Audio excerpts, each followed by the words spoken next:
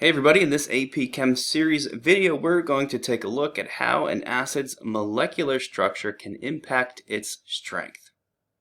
First, remember that we've already seen strong acids or stronger acids have very large Ka values and will make lots of H3O+ and conjugate base A-, whereas weaker acids have smaller Ka values, producing less H3O+ and less conjugate base A-.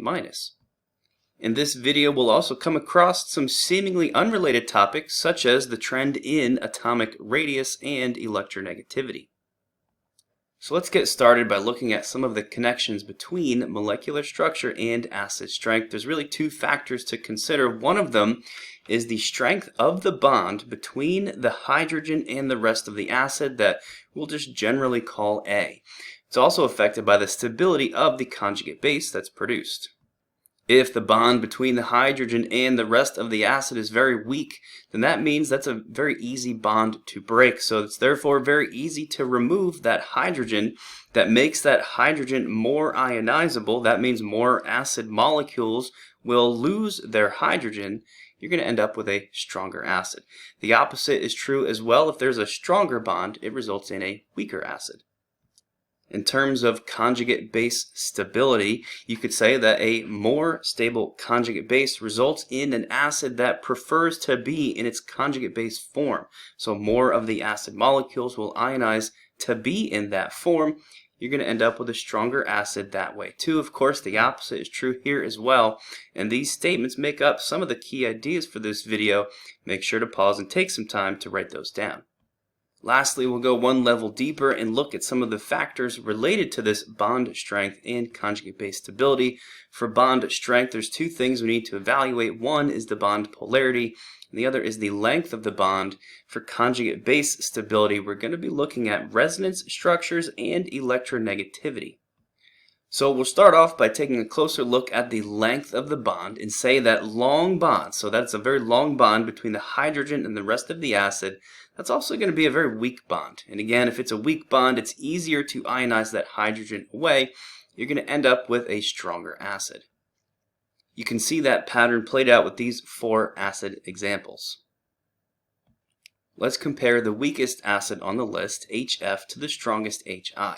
From this model, you can see that fluorine has a much smaller radius. Iodine's radius is much larger. This tells me that the bond length between H and F is very short compared to a longer bond length in HI.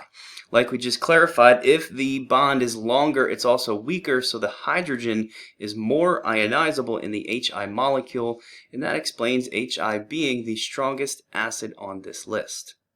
This is another key idea for this video. Make sure to take a minute and write that down. We should also say that bond length is only going to be considered when you have large differences in bond length, like there are with these four acid molecules. If you're comparing acids that have similar bond lengths, however, you're going to instead compare their polarities. Increased polarity is actually a weaker bond, making it easier to ionize that hydrogen and giving you a stronger acid. We can see that play out in these four examples, again ranked in terms of acid strength, CH4 the weakest, HF the strongest. Let's compare NH3 to HF and explain some of these differences. If you consider the electronegativities of N and H, they are different, but it's not a huge difference. So this bond is polar, but not very polar. Compared to the difference in electronegativity between H and F, which is much greater, that is a much more polar bond. Like we just said, a more polar bond is also a weaker bond. That means that hydrogen is easier to ionize from the fluorine, and that's why HF is the stronger acid. We can also explain this difference another way. Let's look at the hydrolysis reactions for NH3 and HF, both donating NH+ over to water, producing H3O+ and their conjugate base. Instead of focusing on the acid molecules themselves, we're instead going to focus on their conjugate bases.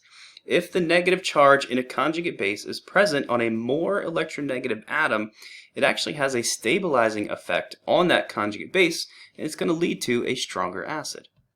In terms of these two conjugate bases, we can look at F- then and say that fluorine is more electronegative than nitrogen, making the F- more stable, meaning the HF is going to ionize into its conjugate base more than the NH3 will, making HF a stronger acid. These are our final two key ideas for this video. Take some time, write those down. That also wraps it up for this video. Thanks a lot for watching, and here is a brief summary.